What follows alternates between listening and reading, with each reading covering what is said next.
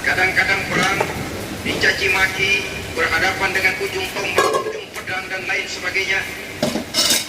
Makanya seluruh rasul laki-laki, dan Allah belum pernah mengutus rasul perempuan. Dari segi lain, perempuan itu banyak terhalang untuk melaksanakan ajaran agama. Misalnya, 1 minggu dalam sebulan, perempuan itu terkena sakit usus, mengalami masa menstruasi, tidak sholat, tidak puasa, tidak melaksanakan ajaran agama yang tidak dibolehkan pada saat menstruasi. Kalau ada rasul perempuan, lalu saat malaikat akan menyampaikan wahyu, kebetulan rasulnya sedang wah, itu bisa balik lagi malaikat Jibril ke langit. Mau turun nyampein wahyu, balik lagi ke atas, ditegur kenapa balik lagi Jibril? Wah, rasulnya lagi ini. Atau pada saat agama dalam bahaya, agama dalam hinaan, agama dalam ancaman, rasulnya perempuan kebetulan sedang hamil besar. Apalagi perang ditunda. Pengumuman perang ditunda saja sampai rasul melahirkan. Tentu lebih tidak mungkin lagi secara fisik, biologis, laki-laki lebih memungkinkan untuk melaksanakan tugas kerasulan ini. Maka seluruh rasul yang diutus Allah adalah laki-laki. Saudara hadirin yang saya muliakan, sungguh pun demikian, Islam itu mengangkat martabat wanita sedemikian tinggi sebagai tiang negara yang menentukan jatuh dan bangunnya negara, yang ikut mewarnai bahkan menjadi warnanya suatu negara. Walaupun peranannya memang tidak begitu kelihatan, tapi sesungguhnya amat sangat menentukan. Oleh karenanya, secara umum, emansipasi yang digariskan oleh Islam, emansipasi yang tidak bertentangan dengan kodrat kewanitaan di berbagai aspek kehidupan. Kalau sekarang emansipasi ini kelihatannya sudah salah pasang, salah kaprah. Bahkan belum lama kita menyaksikan bagaimana ada Bina Ragawati. Di zaman sekarang perempuan sudah mulai angkat besi. Saya mulai mikir kalau perempuan sudah pada angkat besi, ini sudah tanda suaminya udah dekat dibanting-bantingin. Tahun-tahun mendatang mungkin akan menyusul perempuan mulai narik beca. Nampaknya kan sudah tidak lagi mengindahkan kodratnya sebagai wanita. Ada olahraga yang hanya pantas dikerjakan oleh laki-laki. Oleh karena itu pada kesempatan ini kita akan mencoba melihat peranan wanita dari berbagai dimensinya. Yang pertama, peranan wanita sebagai istri. Adalah Rasul memilih istri pertamanya Sayyidatuna Khadijah radhiyallahu anha. Kalau pilihan utama beliau pertama kali nikah dengan Siti Khadijah, jelas itu pilihannya bukan karena kecantikan. Kenapa? Beliau nikahi Siti Khadijah dalam usia 40 tahun Khadijah dan 25 tahun Rasul. Statusnya janda bukan.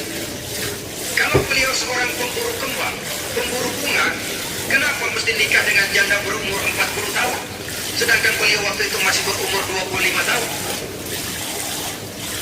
Apa sasaran utamanya? Bisa kita lihat nanti. Setelah beliau diangkat menjadi Rasul, ternyata Khadijah lebih daripada seorang istri, beliau masuk ke dalam staf Nabi. Orang lain beliau belum beriman, beliau malah beriman lebih dahulu sebagai perempuan pertama yang masuk Islam. Orang lain memusuhi Nabi, beliau malah mengorbankan hartanya untuk membantu perjuangan Nabi. Istri setia semacam ini, dengan peranannya sebagai istri yang sedemikian rupa, memberikan andil yang sangat besar bagi kesuksesan dan keberhasilan seorang suami. Yakinlah saudara, tidak ada seorang suami bisa meraih sukses yang besar.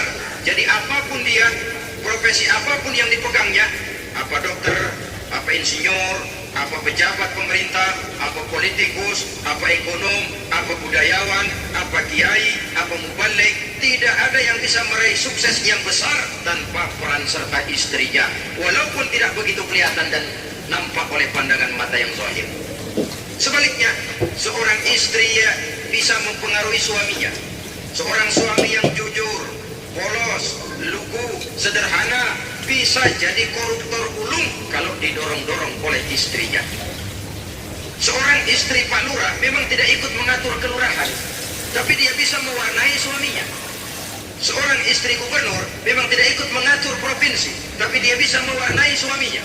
Sepanjang warnanya positif, tentu sangat baik dan sangat diharapkan. Tetapi kalau warnanya negatif, kiamatlah akibatnya umat ini. Oleh sebab itu, peran pertama dari kaum wanita sesungguhnya adalah sebagai istri yang mendampingi suami untuk mengolah dan melaksanakan tugas-tugas besar. Dari seorang yang paling kecil sampai kepada seorang yang punya jabatan paling tinggi sekalipun, pengaruh dan peranan istri memang sangat menentukan. Saudara hadirin kaum muslimin rahimakumullah. Itulah sebabnya Nabi menikah dengan Siti Khadijah. Dan lebih dari itu, sebelum menikah dengan Nabi, Siti Khadijah itu sudah terkenal sebagai pengusaha wanita, business girl kalau bahasa sekarang ini. Bahkan jaringan bisnisnya tidak hanya Mekah saja, tidak hanya antar kota, bahkan sudah antar negara, dari Mekah ke Syam, dari Mekah ke Madinah dan lain sebagainya. Yang bahkan kita tahu Rasul pada mulanya pun ikut membantu perdagangannya Siti Khadijah radhiyallahu anha ini. Jadi kalau bercermin dari karya Siti Khadijah, boleh saja wanita bergerak di bidang bisnis, asal memang profesi, bukan karena dengan senjata dan modal kecantikan lalu membujuk dan merayu orang sampai telak sehingga bisnisnya berjalan lancar dengan jalan menjual kecantikannya. Tidak, bergerak di bidang bisnisnya memang profesinya di situ. Tidak ada salahnya, bisa saja perempuan menjadi bisnis girl seperti yang dicontohkan oleh Siti Khadijah radhiyallahu anha ini.